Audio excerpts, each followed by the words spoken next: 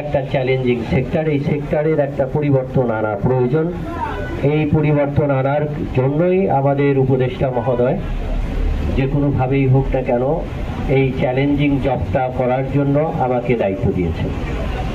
বিআরটিসির মতো একটা বড় একটা অর্গানাইজেশন, সেখানে আপনি হয়তো একটা দুটো বাস রাজবাড়িতে দেখছেন, কিন্তু সব মিলে আমার 1300 বাস, 600 ট্রাক এবং অন্যান্য সব কিছু মিলে প্রায় 2000-এর একটা যানবাহনের একটা সংস্থা, যেটাকে আমাদেরকে পরিচালনা করতে হচ্ছে।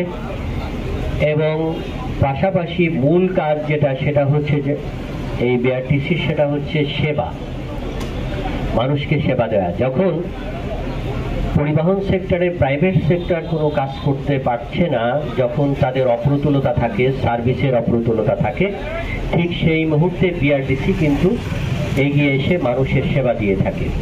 কালকেও আমি রাত 12টা পর্যন্ত কিন্তু ঢাকা শহরের এই মানুষজনকে দেওয়ার জন্য, যখন টিকিট পাচ্ছে না, তখন বিআরটিসির স্পেশাল সার্ভিসগুলো এরকম আমাদেরকে শুরু করতে হয়েছে। যখনই চেয়েছে যে আমার মহাখালীতে 6টা বাস লাগবে, না হলে মানুষজন যেতে পারছে না, তাৎক্ষণিকভাবে কিন্তু আমাদের স্ট্যান্ড বাই বাসগুলো দিয়ে মানুষদেরকে সেবা দেওয়া হয়েছে। মূলত এই কাজটি কিন্তু সেবাধর্মী একটি প্রতিষ্ঠান। এই প্রতিষ্ঠান কিন্তু লভ্যাংশ যে পাবে এরকম চিন্তা করে কিন্তু গভর্নমেন্ট করে না। তারপরেও বিআরটিসির আগের যে অবস্থাটা ছিল, বর্তমান অবস্থা কিন্তু অনেক উন্নত। এখানে 4500 জনবলের একটি সংস্থা একটি পয়সাও সরকারের কাছ থেকে নেয় না। এই পয়সাটি কিন্তু আমরা এখানকার যারা আছে তারা ইনকাম করে, তাদের বেতন তাদের টাকায় হয়। পাশাপাশি আমরা কিন্তু জমানো টাকাও এখন বিআরটিসির অনেক টাকা আছে, যেটা দিয়ে আমরা নতুন নতুন বাস ক্রয়ের পরিকল্পনা করেছি। আমাদের সার্কিট হাউসে পরিবহন সেক্টরের সভাপতি সেক্রেটারি সাহেবের সাথে আমার আলাপ হয়েছে।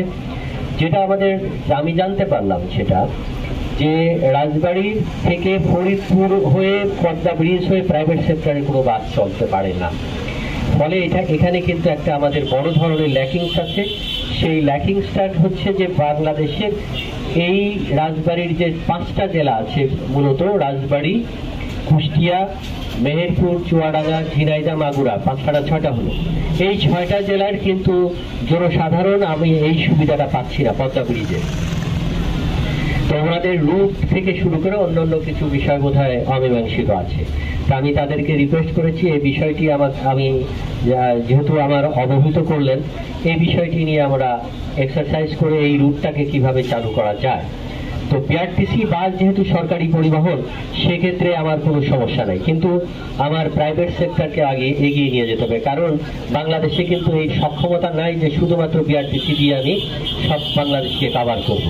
এখানে 1% যাত্রী হচ্ছে বিআরটিসিতে পরিবহন করা হয়, 1%, আর 99% যাত্রী পরিবহন হয় হচ্ছে আমার পরিবহন সেক্টরের প্রাইভেট সেক্টর দিয়ে। অতএব আমার বিআরটিসির শুধুমাত্র একটি বাস দিয়ে কিন্তু আমি রাজবাড়িবাসীর সেবা দিতে পারবো না।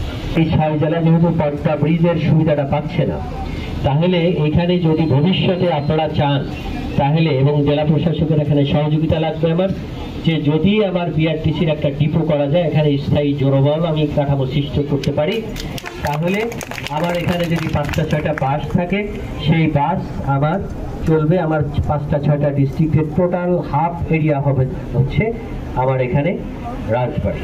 ফলে হবে কি যে 5-6টা জেলার মধ্যে রাজবাড়ী একটা নেতৃত্বের স্থানে চলে আসবে।